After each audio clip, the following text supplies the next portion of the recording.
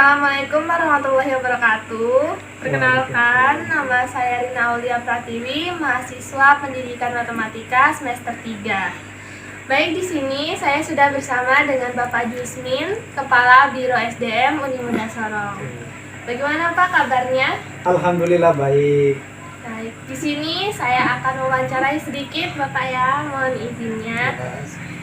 Yang pertama pertanyaannya, menurut Bapak apa itu korupsi? Korupsi itu adalah penyalahgunaan atau penyelewengan kekuasaan yang digunakan untuk kepentingan pribadi, misalnya merugikan keuangan negara, kemudian jabatannya dipergunakan untuk mengambil hak orang lain yang harusnya diperuntukkan buat kebaikan buat orang lain, tetapi dia mengambil sendiri untuk kepentingan sendiri. Nah, seperti yang kita tahu di Indonesia ini kasus korupsi itu semakin meningkat. Lalu bagaimana tanggapan Bapak tentang hal itu?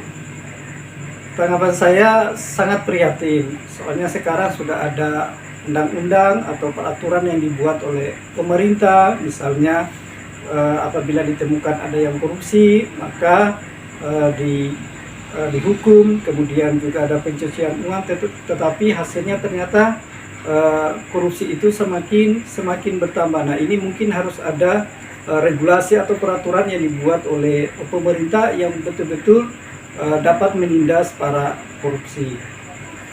Ya, seperti yang kita tahu sudah ada undang-undangnya, tetapi ternyata masih meningkat. Lalu bagaimana hukuman yang sepantasnya mereka para koruptor dapatkan?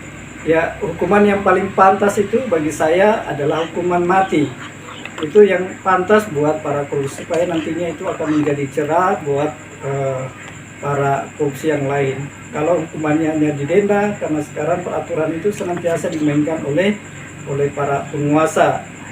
Misalnya kalau di sidang nanti hukumannya itu palingan jatuhnya juga ya hanya 1 atau 5 tahun paling tinggi. Sementara yang dikorupsi adalah triliunan, dan itu tidak sebanding. Jadi yang paling pantas adalah hukuman mati. Kalau tidak, yang hukum adalah masyarakat. Anggap saja misalnya kalau hukuman misalnya kalau korupsi kemudian dihukumnya dicubit misalnya hidungnya, maka yang cubit adalah seluruh masyarakat Indonesia. Saya kira itu misalnya disimpan di tempat yang ramai, maka ketika dicubit ini yang korupsi, maka semuanya rata-rata mencubit saja. Dan saya yakin itu dengan cubitan-cubitan dikali dengan 250 juta penduduk Indonesia misalnya, maka saya yakin itu akan mati, dan itu akan mempermalukan para korupsi, dan yang lainnya juga akan mikir kalau ketika nantinya kalau mau korupsi lagi. Saya kira itu hukuman yang paling pantas buat para korupsi. Lalu dengan hukuman yang semengerikan itu pasti kita tidak mau untuk melakukan tindakan korupsi. Lalu bagaimana tips dari Bapak nih untuk kita mahasiswa supaya tidak tersangkut dengan tindakan korupsi itu?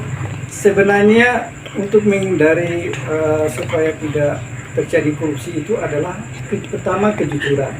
Karena orang yang jujur itu tidak mungkin dia akan melakukan penyelewengan terhadap keuangan negara ataupun hal-hal yang kecil. Misalnya kalau menjadi mahasiswa itu adalah mengerjakan ujian. Ketika misalnya sekarang pada saat UAS, maka mengerjakan UAS dikerjakan secara berdasarkan sendiri karena sudah belajar dan tidak menyontek kepada teman-teman yang lain. Itu bagian dari hal-hal terkecil. Atau misalnya menjadi bendahara di dalam organisasi, maka dipercayakan menjadi bendahara, maka digunakan uang itu betul-betul sesuai dengan porsinya, kemudian pelaporannya harus sesuai sehingga nanti ketika dipertanggungjawabkan kepada teman-temannya itu mengakui bahwa Anda memang tidak pernah mengambil dana-dana mahasiswa, ataupun misalnya mengerjakan dan hasilnya pun sesuai dengan yang Anda kerjakan sendiri. Yang kedua juga harus transparansi. Artinya kita kalau misalnya Anda sebagai misalnya nantinya diamanai menjadi misalnya di kampus di bidang organisasi, ataupun nantinya menjadi pejabat nantinya di pemerintah, maka kita harus transparansi kepada semua, misalnya masyarakat, dana yang masuk sekian, kemudian pengeluarannya untuk apa saja. dan memang dibuktikan dengan laporannya yang sesuai. Anggarannya 100 juta, maka bukti-buktinya harus lengkap 1 juta, 100 juta. Dan juga kemudian kita juga penuh tanggung jawab, dan ini akan dipertanggungjawabkan bukan hanya di dunia tetapi juga dipertanggungjawabkan nantinya di akhirat. Sehingga kalau misalkan kita melaksanakan itu jujur, transparansi, tanggung jawab, saya kira nantinya kita akan terhindar dengan adanya korupsi. Karena ini apalagi menjadi mahasiswa, ya sebenarnya kita mengikuti sebuah organisasi di masyarakat, di lingkungan di organisasi kemahasiswaan itu adalah miniatur pada contoh nantinya ketika nanti Anda selesai menjadi mahasiswa kembali ke misalnya mengabdi di negara, kurang lebih sama lah, misalnya organisasi yang ada di masyarakat, kemudian di kemahasiswaan, kemudian ke negara, misalnya ada organisasi BEM itu sama dengan presiden, ada DPR, Dewan Pendidikan Mahasiswa sama dengan DPR. Tapi nantinya kalau kita sudah terbiasa melakukan hal itu, nantinya ketika kita kembali ke dipercaya untuk mengabdi di negara, saya kira hal itu sudah bisa kita mencegah. Karena apalagi tadi saya sampaikan hukumannya juga itu mengerikan sebenarnya kalau disetujui bahwa hukuman mati. Gitu dari saya.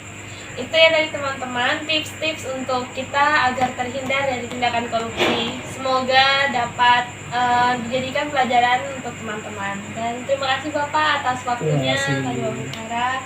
Baik, sekian. Wassalamualaikum warahmatullahi wabarakatuh.